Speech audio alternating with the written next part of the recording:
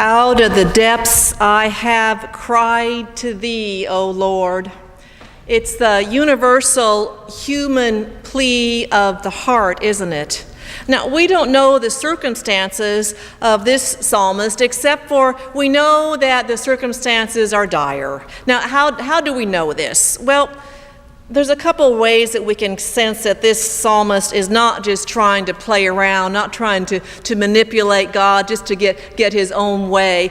And because you see, we can tell because there's no frilly language to this psalm, is there? This psalm just cuts to the chase.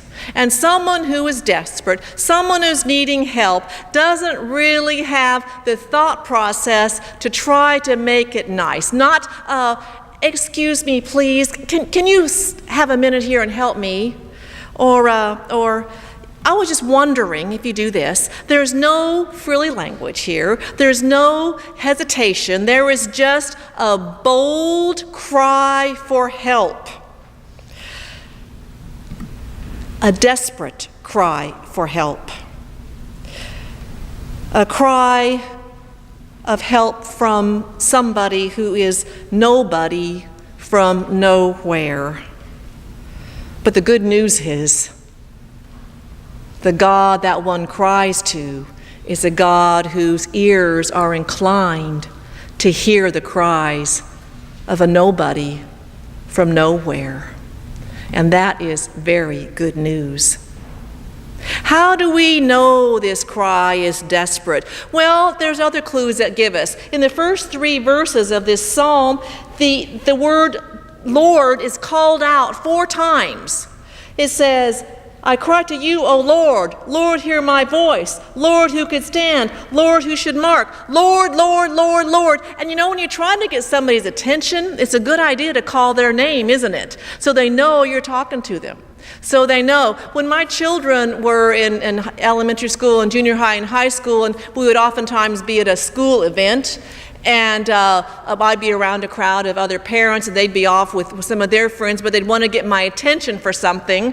They learned very quickly that if they just call out the word mom, my ears weren't attuned to it. There's just a lot of kids calling out mom in those crowds, if you hadn't noticed those things. But when they called out Helen, my ear just perked up. First of all, there's not a whole lot of Helens around my age, but my ear is used to hearing that name, Helen, Helen, Helen, and it worked every time for them. They knew it, they told their friends, they bragged about it even.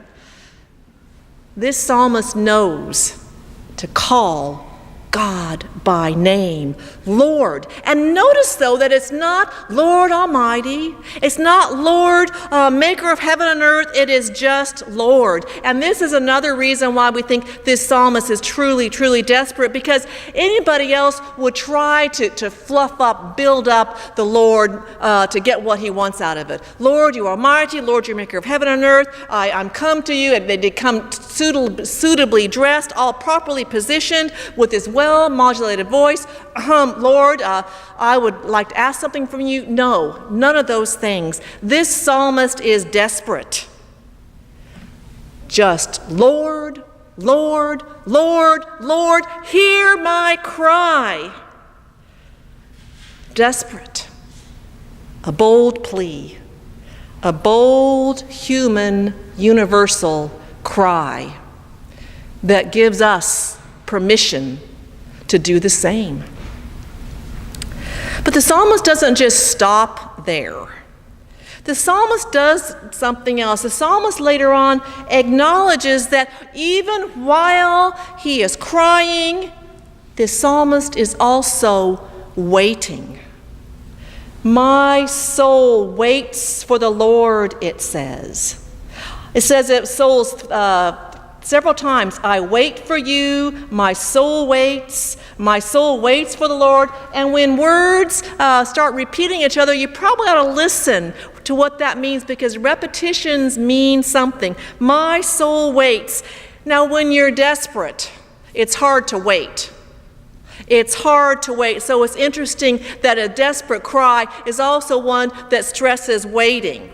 Now, it's hard to wait because perhaps you know what your problem is, and you know what the solution is, and so you wonder why you should have to wait. Why, God, why can't you just fix it, we cry out. I mean, if it's simple enough for me to figure out, God, surely you have the power to come fix it for me. Fix it, everything will be right, God, everything will be well. And so we cry out to God as if God were on our payroll, and we're the boss. And when God doesn't do what we think God should do, we might be tempted to say, God, you're fired. You're no good to me anymore. I may as well go it alone. That's what we're tempted to do when we call out to God. But this psalmist, even in its most desperate cry, doesn't do any of that. This psalmist doesn't tell God how to fix this problem. We don't even know what the problem is. The psalmist just waits, and no doubt suffers while he waits. But let's look at his posture of waiting. In verse 6, he says, "My soul waits for the Lord." And then he says something twice. Now, this doesn't happen very often in the Psalms, that a phrase is repeated verbatim. Oftentimes, phrases in the Psalms, there's a line that says something, then the next line uplifts it and upholds it. But this psalm is one of the few times where it says verbatim, "More than those who watch for morning, my soul waits for the Lord. More than those who watch for morning, more than those who watch for morning." He wants us to know how much this soul, he waits for the Lord. This metaphor of those who watch for morning is a powerful metaphor for me, because you see, it reminds me, let's think about what watchmen did in those days. They were the ones who were on night guard, night duty, who had to make sure that the city walls were secured. They peered out into the darkness every single night. They didn't know what was out there. They had to be on alert. Sometimes the nights felt like they were so tedious and so boring it's hard to stay awake. Other times, never a dull moment. If you've ever been on watch for Interfaith Winter Shelter, you know what it's like. And you think the morning's never gonna come. But you know it will come. You know soon you'll be looking out into the darkness and you'll see the sky rising as the watchmen do. The watchmen watch and the morning comes. They wait because they know the morning will come. And this psalmist is as sure in his waiting as those watchmen are in their waiting and watching. You don't just wait and wait and wait and wait and wait, although it may feel that way. But you trust, like those watchmen, that you're waiting.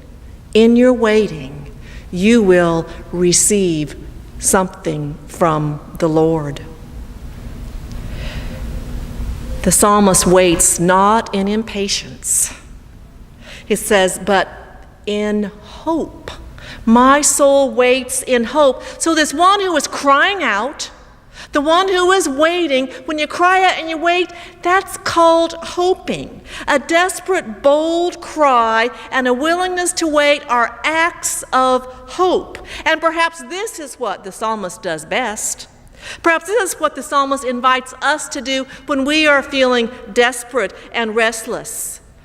Invite to cry out and to let go of enough of our pride to really cry out, and then to wait.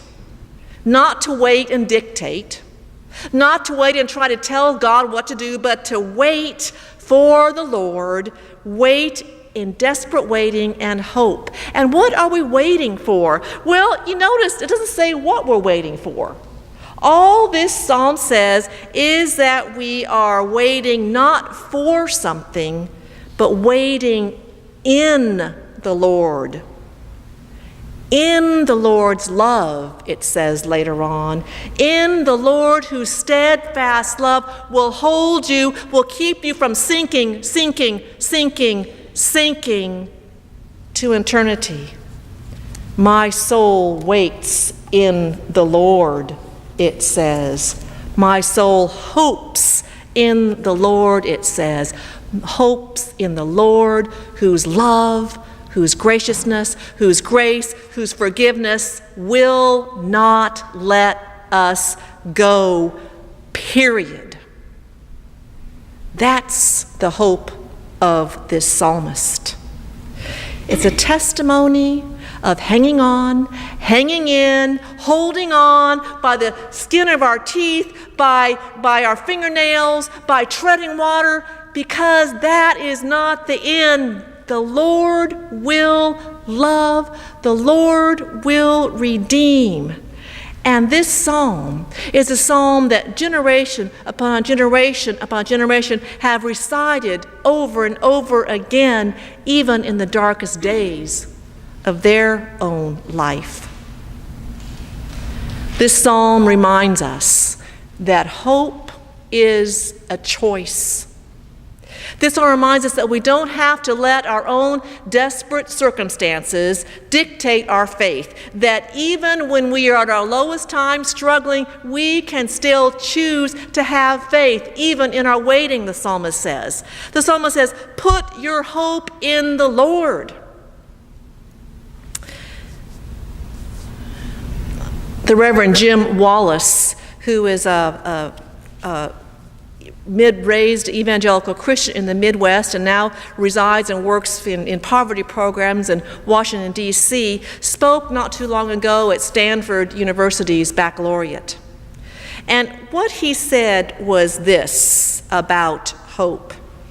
He said that really the only difference between somebody who is cynical about the world and somebody who is hopeful about the world, the only difference between cynics and saints, in other words, is the power and presence and possibility of hope.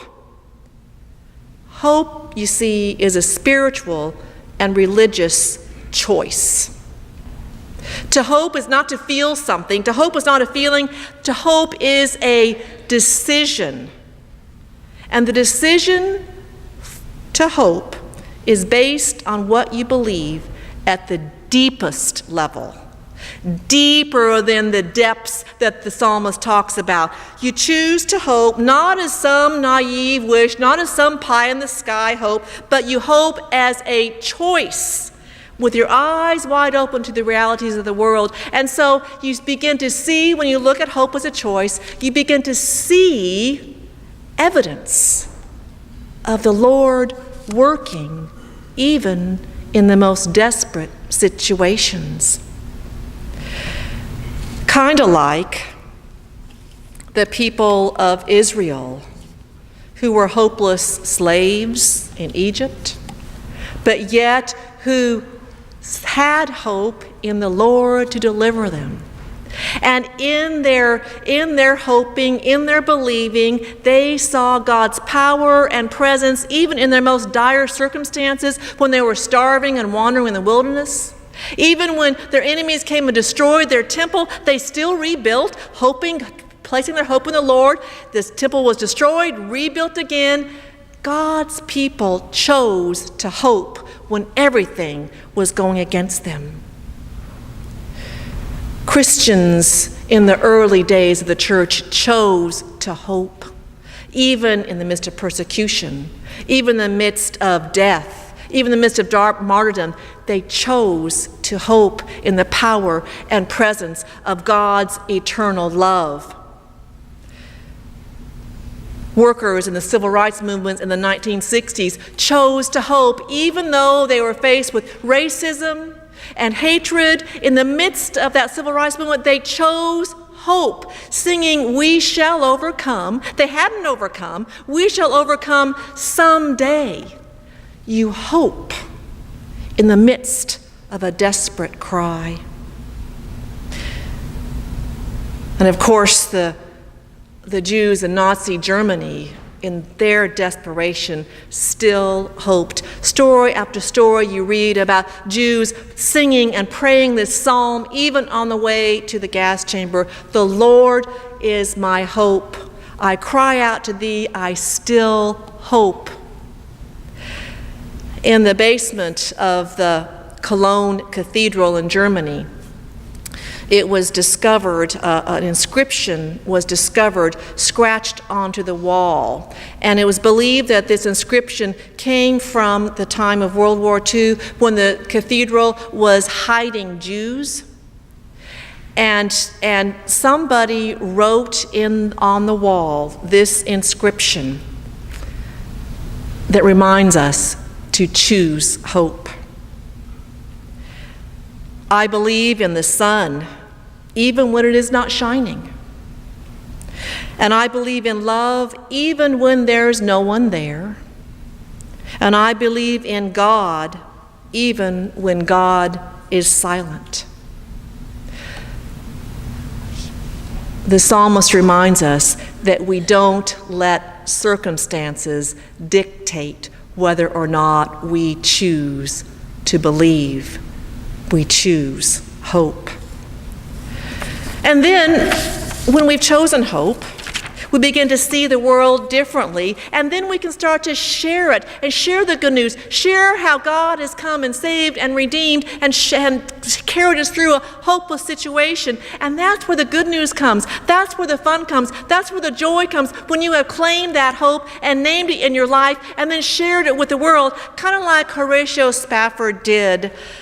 You might remember him. He was his only son died of scarlet fever in 1870.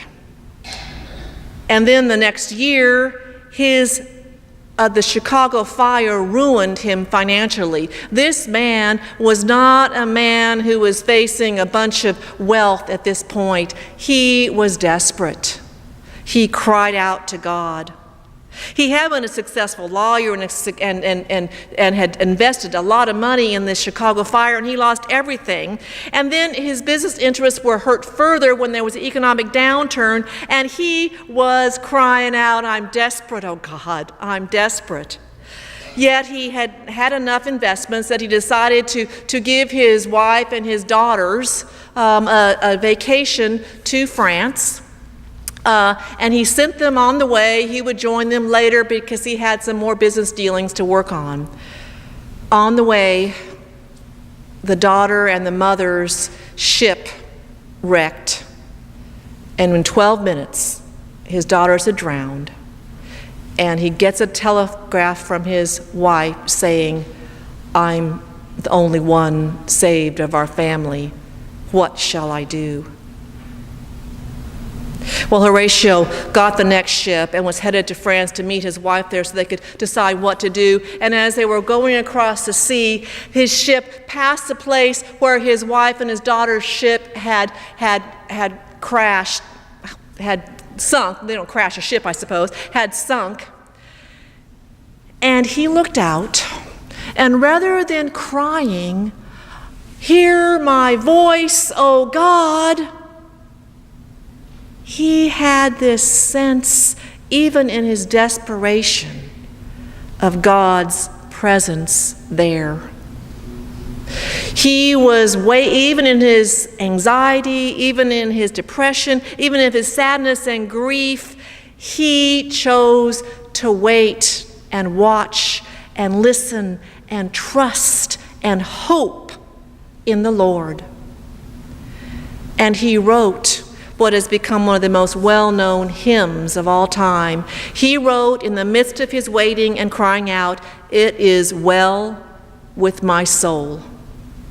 We're going to sing that a little bit later on. As we sing it, I want you to imagine this man, Horatio, penning this in the midst of his deepest trouble.